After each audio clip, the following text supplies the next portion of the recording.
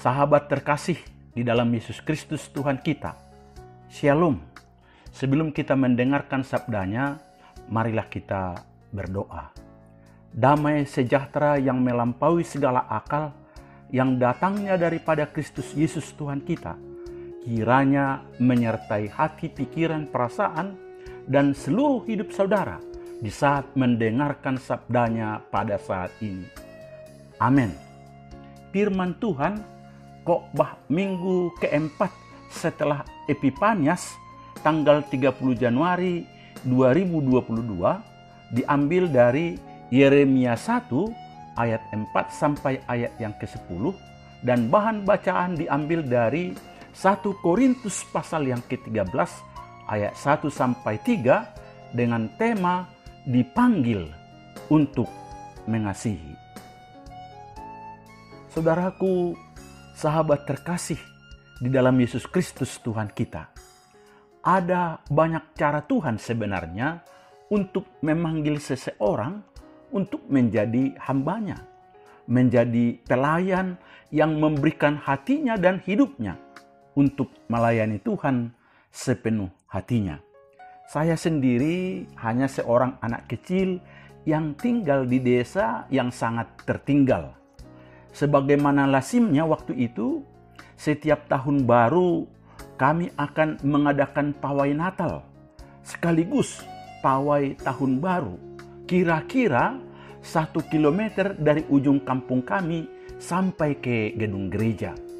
Walau penduduknya lebih banyak yang beragama Islam, dan pawai itu melewati rumah-rumah dan jalan yang beragama Islam, tidak ada larangan bagi kami untuk berpawai. Kami semua anak-anak sekolah minggu berbaris di depan. Pendeta A. Simanjutak almarhum waktu itu yang baru ditempatkan langsung memimpin pawai itu dengan gagahnya. Saya sebagai murid SMP kelas 2 langsung terpana dan merasa rindu untuk seperti Bapak Pendeta tersebut. Kerinduan itu kemudian saya ungkapkan kepada ayah dan ibu saya. Herannya mereka langsung setuju. Tetapi untuk mengkonfirmasi panggilan itu, ayah ibu mengundang Bapak Pendeta tersebut dan dia mendoakan saya. Kemudian sewaktu Pendeta MP Marpaung almarhum mengunjungi kampung kami, kembali ayah saya mengkonfirmasi kerinduan dan panggilan saya itu. Beliau hanya berkata, pergi ke tempat sunyi untuk berdoa. Dan saya melakukannya. Perasaan saya waktu itu damai dan merasa bahwa kerinduan itu tidak salah. Dan saudaraku, puji Tuhan. Walau dengan berliku, saya akhirnya bisa melayani Tuhan secara full time.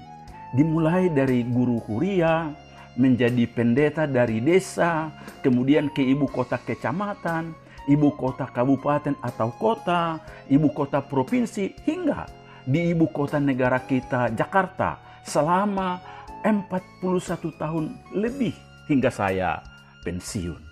Juga saya sudah mendengar dan pasti kita juga ada banyak kesaksian yang sangat luar biasa di mana seseorang Tuhan panggil untuk melayaninya baik secara part-time dan full-time. Yang langsung bersekolah teologi atau tadinya dari jalur umum dan sudah bekerja sebagai pengusaha, pegawai negeri sipil, pegawai swasta, angkatan, dokter, dan lain-lain. Kemudian menjadi hamba Tuhan secara full-timer. Dan saya percaya bahwa setiap kita sebenarnya yang sudah mengalami kasih Allah dalam hidupnya dan yang telah diubah Yesus hidupnya menjadi miliknya. Sebagaimana tema khotbah kita minggu ini, dipanggil untuk mengasihi. Berarti setiap kita juga dipanggil Allah untuk mengasihinya dan melayaninya dengan sungguh-sungguh. Mari kita perhatikan dengan seksama firman Tuhan ini. Yang pertama, Tuhan yang memanggil, membentuk, mengenal, menguduskan, dan menetapkan para juru bicaranya atau para pelayannya. Seorang pelayan dan menjadi hamba Tuhan di sebuah gereja, di yayasan atau lembaga dan lain sebagainya, tentu ada surat ketetapan atau SK yang dikeluarkan oleh organisasi atau lembaganya melalui berbagai tes, pertimbangan, dan lain-lain sesuai dengan peraturan dari organisasi atau lembaga tersebut. Begitu juga saudaraku, sangat menarik.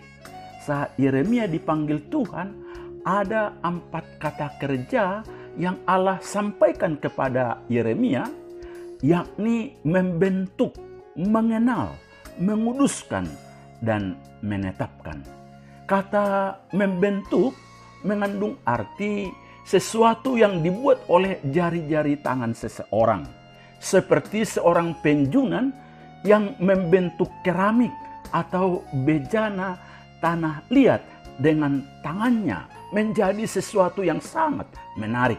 Dan kata itulah yang digunakan oleh Daud untuk mengekspresikan kekagumannya pada Allah yang membentuk dan menenun dia di dalam rahim ibunya. Bandingkan Mazmur 139 ayat 13. Tentu setiap kita juga. Pemanggilan ilahi sebelum seseorang lahir bukanlah hal yang asing di dalam Alkitab kita. Baik Yesaya 49 ayat 1 dan 5, Yohanes Pembaptis Lukas 1 ayat 15, maupun Paulus Galatia 1 ayat 15 sama-sama menyadari pemanggilan ini. Kemudian kata mengenal. Kata ini dalam bahasa Ibrani adalah yada. Artinya mengenal secara dalam. Mengenal seseorang dengan sepenuhnya. Dalam kitab Kejadian pasal 4 ayat 1, kata ini juga digunakan untuk menunjuk pada hubungan suami istri antara Adam dengan Hawa.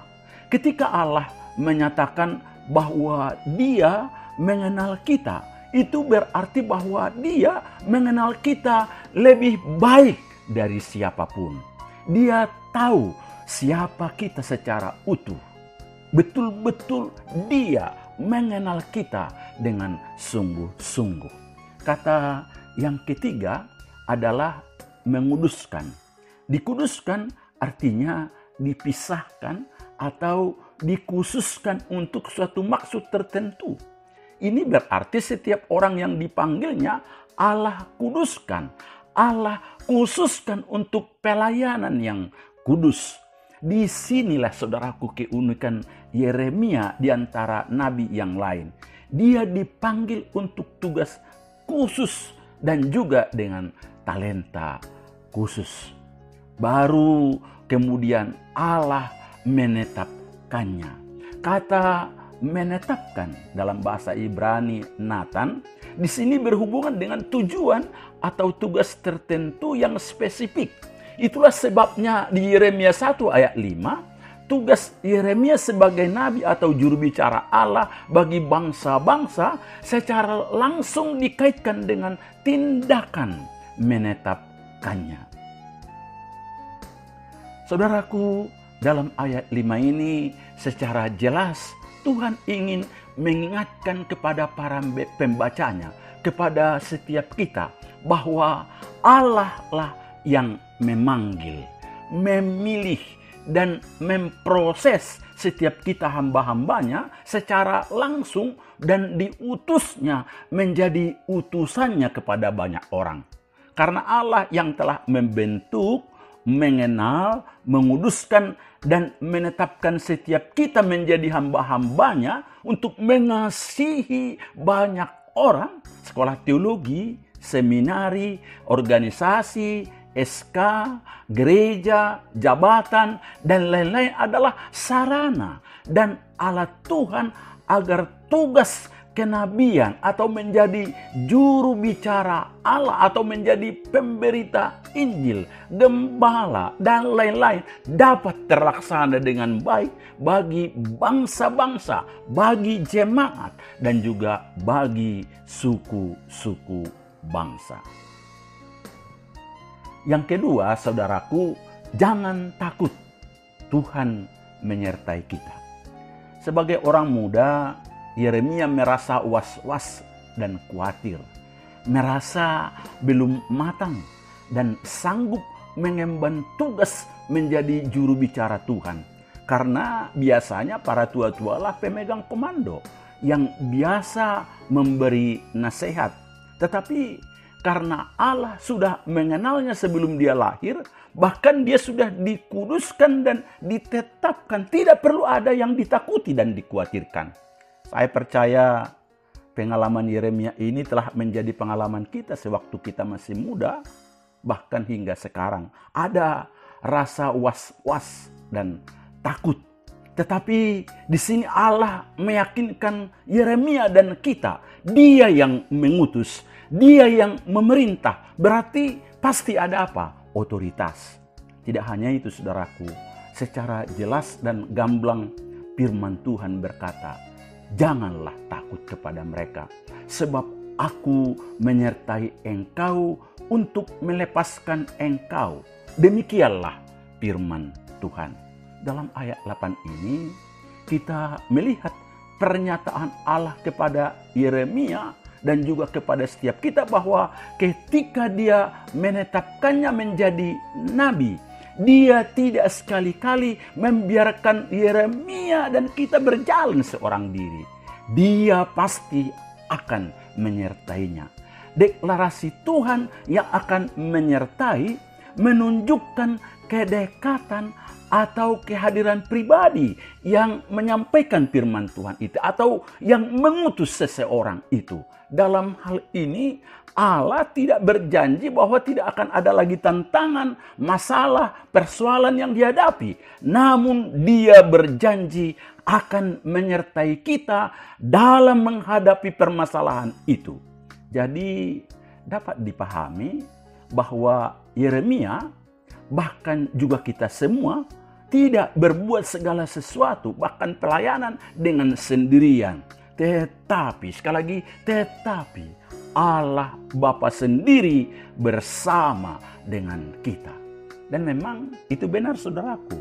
Selama kurang lebih 40 tahun dalam pelayanannya, Yeremia banyak mengalami penderitaan, kelaparan, terpenjara, diancam berkali-kali untuk dibunuh dan dikucilkan dari lingkungan sosial dan lain sebagainya. Tetapi walaupun demikian, Yeremia tetap taat dan menjalani semua itu dengan berani. Kenapa Yeremia tetap melayani Tuhan?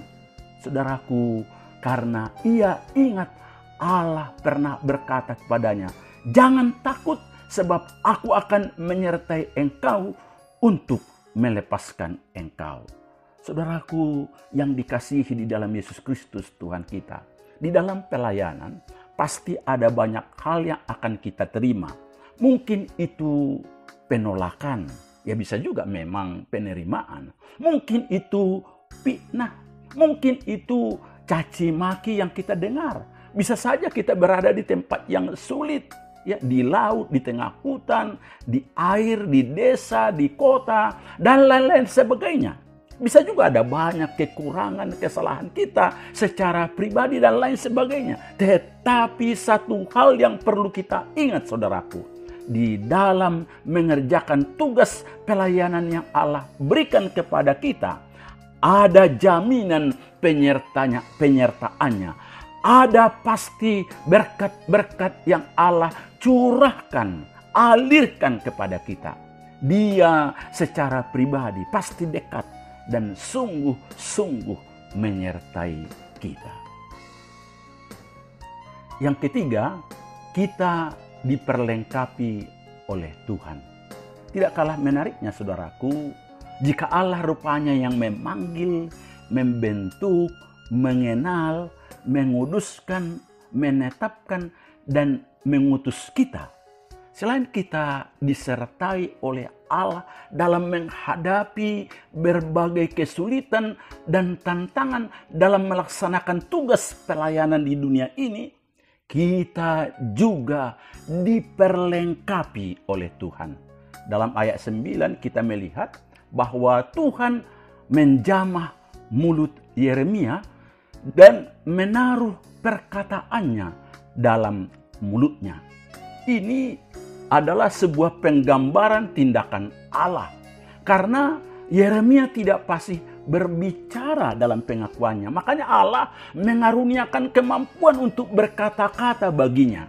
Itu berarti Allah memberikan apa yang diperlukan Yeremia dalam menjalankan tugas pelayanannya. Ini juga merupakan kepastian bahwa apa yang dibicarakan, disampaikan Yeremia kepada bangsa Israel dan kepada bangsa-bangsa lain adalah benar-benar firman Allah. Benar-benar bahwa Allah yang berbicara melalui Yeremia. Sentuhan Allah pada mulut Yeremia adalah cara kiasan Nabi untuk mengungkapkan bahwa apa yang ia katakan kok bahkan sampaikan kepada umat Allah dan bangsa-bangsa benar-benar firman Allah dan bukan kata-kata manusia atau pendapatnya sendiri. Saudaraku, sahabat terkasih di dalam Yesus Kristus Tuhan kita, harus kita imani dan sadari bahwa Allah Bapa di dalam Yesus sungguh-sungguh mengasihi kita. Dia tahu bagaimana beratnya tantangan dan pergumulan yang kita hadapi dalam pelayanan. Untuk itu, Dia sudah mengaruniakan Roh Kudus kepada kita masing-masing. Dan olehnya, Dia telah mengaruniakan berbagai karunia rohani kepada kita. Seperti karunia untuk menjadi rasul, 1 Korintus 12 ayat 28 dan Efesus 4 ayat 11. Karunia untuk bernubuat, Roma 12 ayat 6, 1 Korintus 12, Efesus 4. Karunia untuk mengajar dan pastoral, Roma 12 ayat 7, 1 Korintus 12, Efesus 4. Karunia untuk memberitakan Injil, Efesus 4, bandingkan 2 Timotius 4 ayat 5. Karunia untuk melayani, Roma 12 ayat 7. Karunia membagi-bagikan dan menunjukkan kemurahan, Roma 12 ayat 8. Karunia untuk memimpin, Roma 12 ayat 8, bandingkan 1 Korintus 12 ayat 28, dan lain sebagainya. Untuk itu, kita tidak perlu merasa rendah diri dan merasa tidak terlalu penting dalam tubuh Kristus untuk melayaninya, karena kita tidak memiliki karunia yang sama atau yang spektakuler sebagaimana orang lain. Kita punya panggilan dan fungsi masing-masing, dan setiap kita penting dan sangat-sangat unik. Ketika Allah menetapkan dan mengutus kita untuk satu tugas khusus, Dia juga akan memperlengkapi kita untuk tugas itu. Kita semua punya karunia masing-masing. Belum mengetahui karunia rohani dalam hidup kita bukan berarti tidak memilikinya. Itu doakanlah dan telitilah dengan baik. Dan tanyakan juga kepada hamba Tuhan yang menjadi pendetamu atau hamba Tuhan yang menjadi bapa rohanimu. Allah pasti akan dan sudah mengaruniakannya pada kita masing-masing. Dan jangan lupa bahwa yang hendak kita sampaikan itu adalah apa? Firman Tuhan. Untuk itu teruslah membaca, meneliti, merenungkan firman Tuhan setiap hari. Jangan puas dengan kata orang. Belajarlah dengan sungguh-sungguh. Maka dengan berbagai keunikan dan berbagai karunia kemampuan kita masing-masing, Allah Roh Kudus pasti mengurapi dan memakai setiap kita untuk mengasihi dan melayani berbagai sifat, karakter, dan keadaan orang-orang atau bangsa-bangsa yang kita layani. Yakni untuk menghancurkan dan meruntuhkan, tetapi juga untuk memulihkan dan membangun kembali serta mendewasakan umat Allah. Bandingkan ayat yang ke-10. Saudara-saudaraku, sahabat terkasih di dalam Yesus Kristus Tuhan kita, Jika diperhatikan secara seksama, nas khotbah kita ini ingin menunjukkan bahwa yang pertama, Allah adalah pemrakarsa, inisiator dalam tiap misi pelayanan kita masing-masing. Yang kedua, Allah mengenali dengan baik setiap kita, orang-orang yang dipanggilnya dan dipilihnya untuk menjalankan misinya. Yang ketiga, Allah juga memproses hambanya dan setiap kita dengan membentuk, menguduskan, menetapkan serta mengutus kita sehingga menjadi layak dalam menjalankan misinya. Yang keempat, Allah yang memanggil. Berarti Allah juga pasti menyertai setiap kita. Jangan pernah takut dan khawatir. Yang kelima, Allah yang memanggil. Berarti Allah juga yang akan memperlengkapi setiap kita dengan karunia Roh Kudus yang pas, yang cocok dengan keunikan kita. Dan juga pasti menolong kita untuk mengerti firman Tuhan dan dapat menghidupinya. Apa yang akan kita sampaikan kepada banyak orang. Dan yang keenam, mari dengan sungguh-sungguh saudaraku menyampaikan firman Tuhan untuk merubuhkan dan menegur dosa-dosa banyak orang. Tetapi sekaligus membangun, menumbuhkan, dan mendewasakan yang kita layani. Tuhan Yesus memberkati saudara. Amin.